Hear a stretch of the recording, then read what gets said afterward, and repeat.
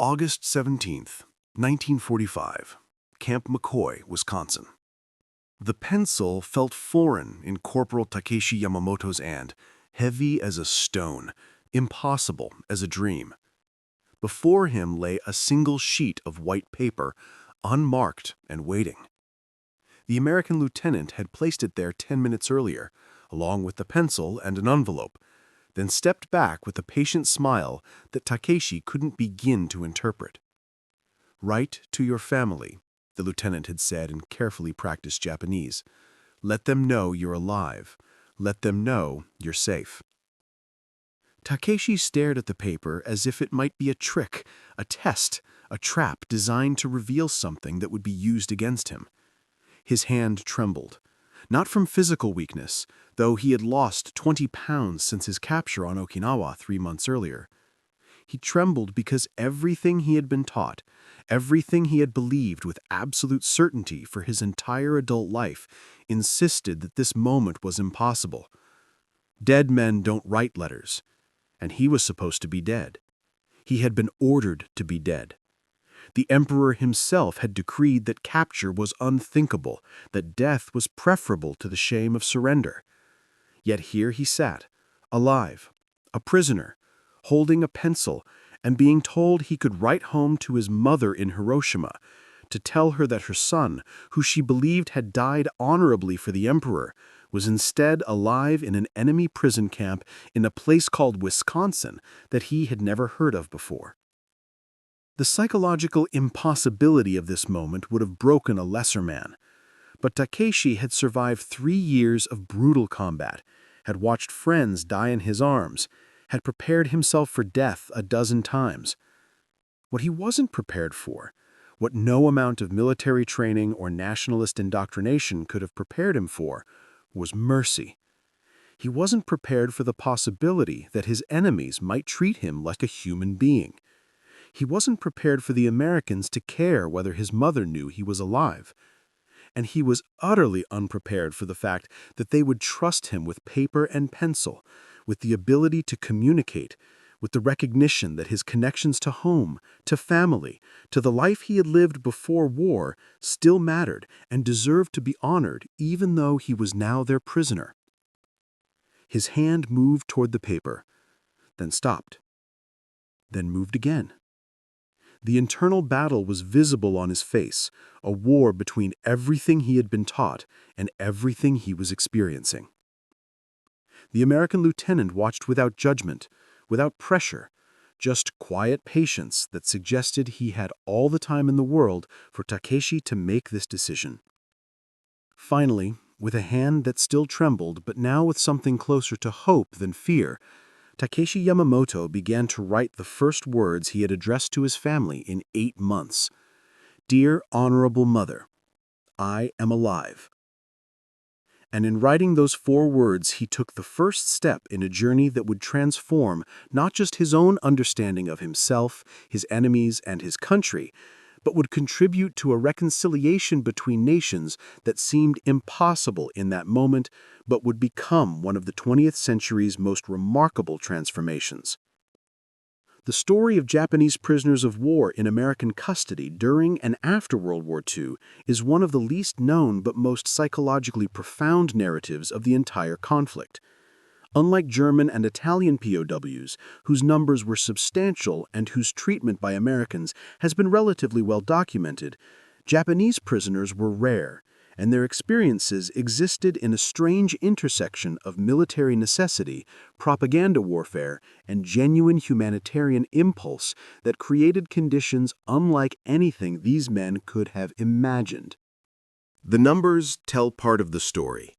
By the end of the war, the United States held approximately 5,400 Japanese military prisoners, a tiny fraction compared to the more than 371,000 Germans and 50,000 Italians in American camps. This scarcity wasn't accidental. It reflected the brutal reality of Pacific warfare, where Japanese military culture emphasized death before surrender, where orders explicitly forbade capture, where soldiers were taught that being taken alive was a dishonor worse than death itself. The Japanese military code, shaped by centuries of samurai tradition and amplified by modern nationalist propaganda, created a worldview in which surrender was literally unthinkable. The Senjin-kun, the military field code issued to all Japanese soldiers in 1941, stated explicitly, "Do not live in shame as a prisoner. Die to ensure you do not leave behind a bad name." This wasn't metaphor. This wasn't motivational rhetoric. This was literal instruction that death was mandatory if capture became possible. Soldiers carried this instruction into every battle. They were told that Americans tortured prisoners, that capture meant mutilation and degradation, that their families would be shamed and possibly punished if they surrendered. They were taught that the emperor's warriors didn't become prisoners because the very concept contradicted what it meant to be Japanese, to be loyal, to be human in the way the emperor's soldiers were supposed to be human. So when Japanese soldiers were captured, usually while wounded and unconscious, unable to complete their expected suicide, they existed in a state of profound psychological dislocation. They were living contradictions, impossible beings who shouldn't exist. Many expected immediate execution. Some hoped for it, seeing death as the only way to resolve the unbearable shame of their continued existence. What they encountered instead was so far from their expectations that it triggered complete psychological breakdowns in some and gradual, painful transformations in others. And among all the surprising aspects of American captivity, perhaps none was more psychologically devastating than the discovery that they would be allowed, even encouraged, to write letters home. To understand the impact of this policy, one must first understand what these men had been told about communication and identity within the Japanese military system. The military controlled all information flow. Letters from soldiers to families were censored, restricted, shaped to serve propaganda purposes. The military told families what they needed to know, which was usually only what served the state's interests. More importantly, soldiers were taught that individual identity dissolved into collective identity upon entering military service. You were no longer Takeshi from Hiroshima or Kenji from Tokyo. You were a soldier of the emperor, a small part of the infinite whole of the Japanese people mobilized for war. Your personal feelings, your family connections, your individual existence, all of these became subordinate to your role in the collective mission. This ideology extended even to death. When soldiers died, their families were notified through official channels. The individual was gone, but his death served the collective. His sacrifice was absorbed into the national narrative. Personal grief was acceptable only as it reinforced collective purpose. But for prisoners, this system created an impossible situation. They weren't dead, so there could be no honorable notification to families. But they also weren't soldiers anymore, having failed in the absolute duty to die rather than surrender. They existed in a void, erased from the collective, unable to fulfill their role, presumably forgotten or deliberately ignored by the families who would be ashamed to have a prisoner for a son or husband. The American policy of allowing and encouraging Japanese prisoners to write home therefore struck at the very foundation of this worldview. It suggested that individual identity persisted even in captivity. It implied that family connections mattered independently of military service. It assumed that prisoners remained human beings with emotional needs and relationships that deserved recognition. For men who had been systematically taught to suppress individual identity in favor of collective purpose, this was revolutionary and deeply destabilizing. Takeshi Yamamoto stared at the paper for nearly an hour before he could write more than those first 4 words. The American lieutenant had left, giving him privacy, which was itself a strange concept. Privacy suggested you had an inner life that deserved protection. Privacy implied you were a person, not just a prisoner. Around him in the barracks, other Japanese prisoners faced the same paralyzing choice. Some wrote quickly, desperately, pouring out words they had suppressed for years. Others, like Takeshi, moved slowly, each word a battle against training and indoctrination. Private First Class Kenji Tanaka, captured on Iwo Jima in March 1945, sat 3 bunks down from Takeshi. He held his pencil but made no marks on the paper. His face showed the internal struggle clearly. Years later, in an interview conducted in 1968, Kenji would describe what he was thinking in that moment. "I believed my family thought I was dead. I believed they had held a funeral, had mourned properly, had accepted my death as honorable service to the emperor. If I wrote to them now, I would be telling them I had failed that service, that I had brought shame instead of honor. I would be forcing them to know their son was a coward who had surrendered. I thought it would be kinder to let them believe I had died well." But the American lieutenant who had distributed the paper and pencils had anticipated this psychological resistance. He returned after an hour and addressed the prisoners in his careful Japanese, speaking words that had been crafted by American psychological warfare specialists who understood, perhaps better than the Japanese military itself, what these men needed to hear.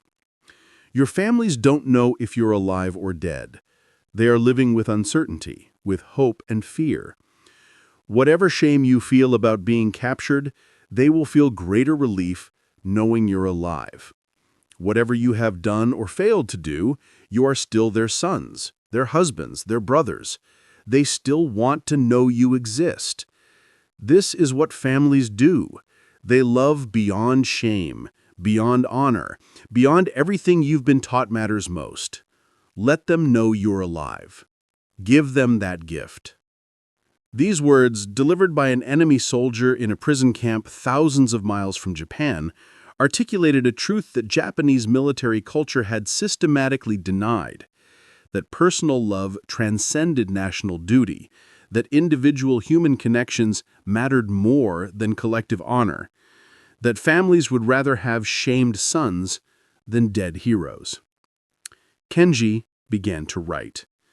Tears fell onto the paper as he formed the characters that would tell his parents in Kyoto that he was alive, that he was being treated well, that he thought of them constantly. The tears smudged the ink, but he kept writing, and in writing, he began the long process of reclaiming an individual identity that military indoctrination had tried to erase. The American policy regarding Japanese prisoner correspondence wasn't accidental or ad hoc. It reflected careful strategic thinking about how to manage these psychologically traumatized men and how to use their treatment as a weapon in the broader propaganda war with Japan. The policy had several components.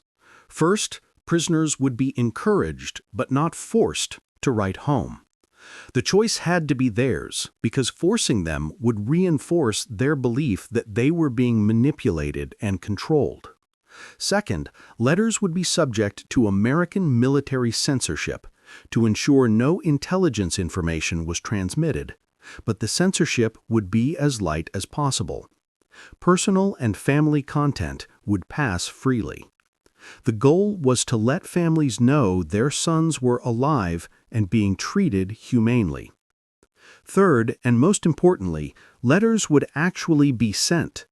The Americans worked through neutral countries, primarily Switzerland, and later through international Red Cross channels, to ensure that letters from Japanese prisoners actually reached families in Japan. This required significant logistical effort and diplomatic negotiation, but the Americans considered it worth the investment. The strategic thinking was straightforward. If families in Japan learned that captured soldiers were being treated well, it might reduce the resistance to surrender among troops still fighting. If Japanese civilians saw evidence that Americans weren't the monsters propaganda described, it might hasten the war's end and facilitate post-war occupation and reconstruction. But beyond strategy, the policy also reflected American cultural values about the importance of family connections, the dignity of prisoners, and the moral obligation to treat captives humanely. These values weren't just propaganda. They were embedded in American military culture and in the Geneva Conventions that America took seriously, even when dealing with an enemy that hadn't signed them. Major Robert Harrison, who served as the chief liaison officer at Camp McCoy, later wrote in his memoir about the development of the letter-writing program. We understood these men were living with tremendous psychological trauma. They believed they should be dead. They believed their families would reject them. They believed they had no future. We thought that if we could help them maintain connection with home, with family, with the lives they had before military service erased their individuality, we might be able to bring them back from the psychological abyss. And honestly, beyond strategy, it just seemed like the decent thing to do. These were enemy soldiers, yes, but they were also somebody's sons. Those mothers had a right to know their sons were alive, and they had a right to a chance at connecting with them again. The letters began flowing out of American POW camps in late 1944 and continued through 1945 and into 1946. The first letters were tentative, brief, often almost apologetic in tone. Prisoners didn't know what to say. They didn't know what their families knew or didn't know. They didn't know if their letters would ever actually reach Japan. But the Americans assured them the letters were being sent. And then, miraculously, impossibly, letters began coming back. The day the first return letters arrived at Camp McCoy in January 1945 became legendary among the prisoners. The American camp administrator called an assembly and announced that mail from Japan had arrived.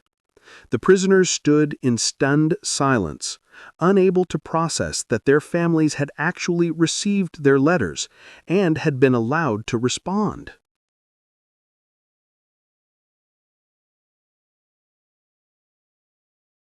Takeshi Yamamoto was among those who received a letter that day. His hands shook as he opened the envelope bearing his mother's handwriting. Inside, 3 pages covered in her familiar characters.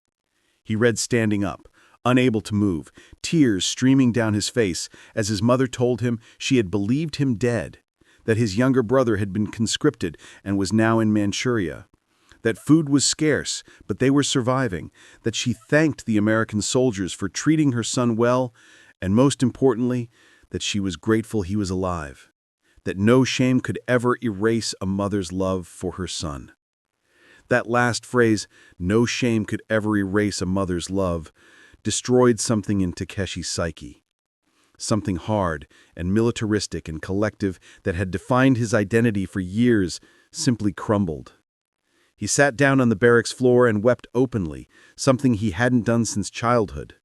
Something Japanese military culture had taught him was weakness. Something that in this moment felt like the most human thing he had done in 3 years. Around him, other prisoners had similar reactions. Grown men, hardened combat veterans who had faced death without flinching, wept like children as they read letters from mothers, wives, and siblings who had mourned them as dead, and now rejoiced that they lived. Private Kenji Tanaka received a letter from his father, a stern man who had sent Kenji to war with instructions to bring honor to the family name. The letter was brief, written in his father's careful, formal style, but the meaning was clear. I am pleased you are alive. Honor can be rebuilt. Life cannot. Come home when you can. These letters from home accomplished what American propaganda could never have achieved. They validated the prisoners' continued existence. They proved that the shame they felt wasn't actually reflected in their families' attitudes. They demonstrated that personal bonds survived military indoctrination. They gave prisoners permission to want to live, to imagine futures, to begin thinking of themselves as individuals rather than as failed soldiers. The psychological transformation that followed was remarkable and well documented by American observers. Prisoners who had been sullen, withdrawn, and passively resistant became more engaged and cooperative. They began asking questions about America, about democracy, about the world beyond military service. They started learning English with genuine interest rather than sullen compliance. They formed genuine friendships with some American guards. This transformation wasn't universal or immediate.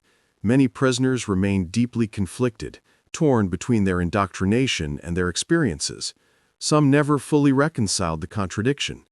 But for a significant number, the letter-writing program became the beginning of a fundamental reimagining of their identity and their understanding of the world. The content of the letters themselves provides fascinating insight into this transformation. The letters from prisoners to families, preserved in military archives, show an evolution over time. Early letters were brief and formal, often little more than notification of survival. But as prisoners became more comfortable with the concept that they could write freely, the letters became longer, more personal, more revelatory.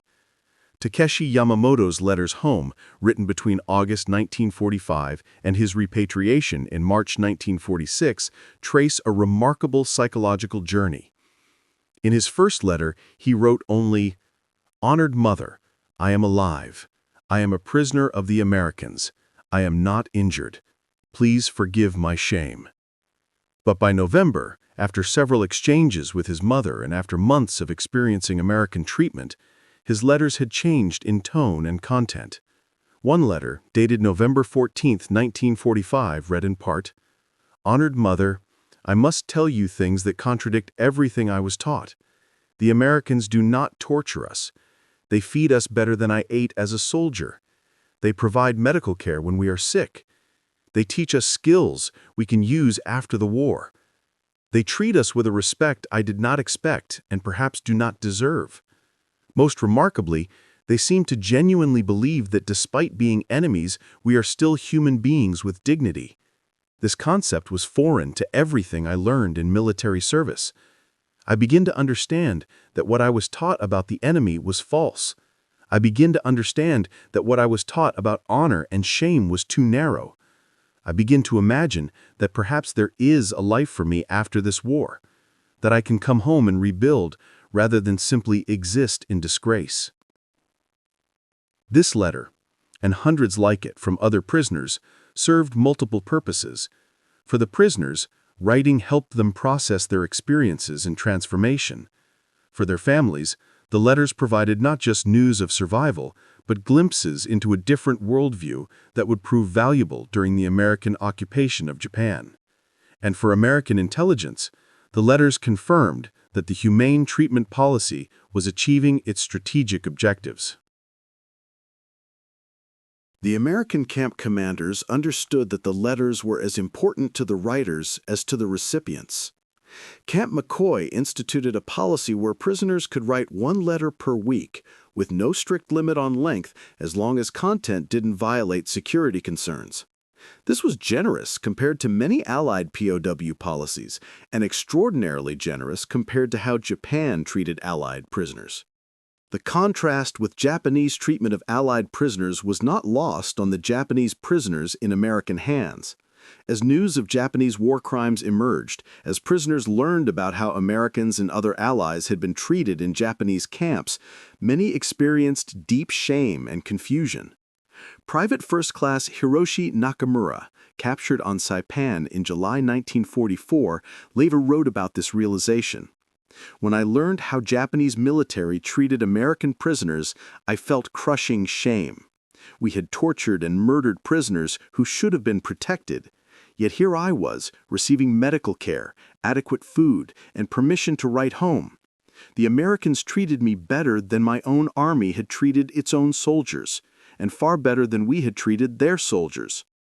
This asymmetry forced me to question everything about Japanese military culture and nationalist ideology. This recognition of the moral asymmetry between Japanese and American prisoner treatment became a powerful factor in the psychological transformation of Japanese POWs. It created cognitive dissonance that could only be resolved by acknowledging that the Americans operated from a fundamentally different moral framework, one that recognized human dignity even in enemies. The letter-writing program expanded throughout 1945 as more prisoners came into American custody after the surrender in August. The logistics became more complex as thousands of Japanese soldiers began surrendering or being captured across the Pacific. Processing them, housing them, and managing their correspondence became a massive administrative challenge. But the Americans maintained the policy. Camp administrators at facilities across the United States worked with censors, translators, and international organizations to ensure letters flowed both directions. The Red Cross became crucial in this process, providing neutral channels through which mail could travel even as hostilities continued and immediately after they ceased. The letter-writing program expanded throughout 1945 as more prisoners came into American custody after the surrender in August. The logistics became more complex as thousands of Japanese soldiers began surrendering or being captured across the Pacific. Processing them, housing them, and managing their correspondence became a massive administrative challenge.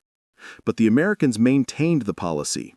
Camp administrators at facilities across the United States worked with censors, translators, and international organizations to ensure letters flowed both directions.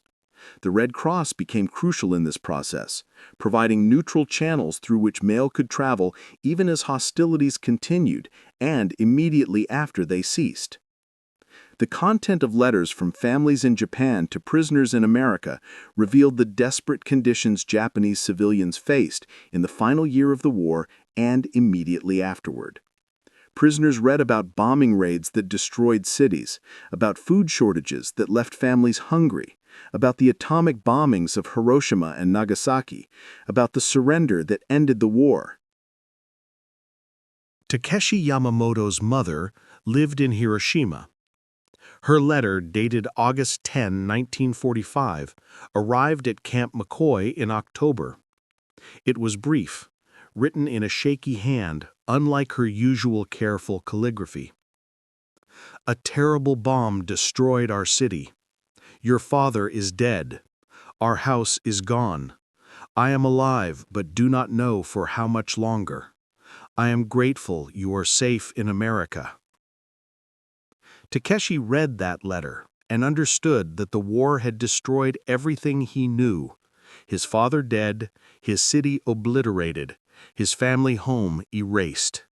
He was a prisoner in America, and everything he might have returned to was gone. The psychological weight was crushing. But the American lieutenant who served as liaison to the Japanese prisoners found him that evening, sitting alone outside the barracks, staring at nothing. The lieutenant sat beside him in silence for several minutes, then spoke. "I heard about your family. I'm sorry for your loss. If you want to write to your mother to let her know you're thinking of her, we'll make sure the letter gets priority. And when you're repatriated, we'll help you get back to Hiroshima to find her. You have my word." This compassion from an enemy officer, this recognition that Takeshi's personal loss mattered, even though the Americans had inflicted that loss, was almost incomprehensible. The lieutenant wasn't gloating. He wasn't using Takeshi's grief as a weapon. He was offering genuine sympathy and practical help. Takeshi wrote to his mother that night, a long letter telling her he would come home, that they would rebuild together, that despite everything they had lost, they still had each other. And in writing that letter, he committed himself to life, to future, to the possibility that devastation could be survived and transcended. The months between the August 1945 surrender and the repatriation of prisoners in 1946 were psychologically complex for Japanese POWs. The war was over. Japan had surrendered unconditionally. The emperor himself had announced the surrender in a radio broadcast, his voice heard by most Japanese for the first time. Everything these soldiers had fought for was lost. But they were alive. They had families who wanted them home. They had experienced treatment by their enemies that contradicted everything they'd been taught.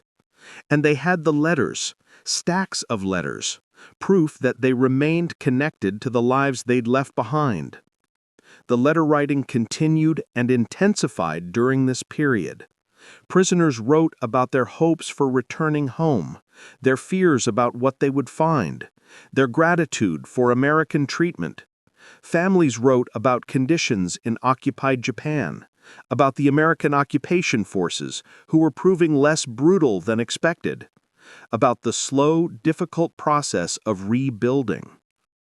These letters formed a bridge between the devastating present and an uncertain future. They allowed prisoners and families to maintain connection through the traumatic transition from war to peace. They gave both sides hope that reunion would be possible, that life could continue. Camp McCoy began repatriation processing in December 1945. Prisoners would be returned to Japan on transport ships, processed through demobilization centers, and released to return to whatever remained of their homes and families. The Americans provided each prisoner with a small sum of money, basic civilian clothes, and documentation that would help them reintegrate into occupied Japan.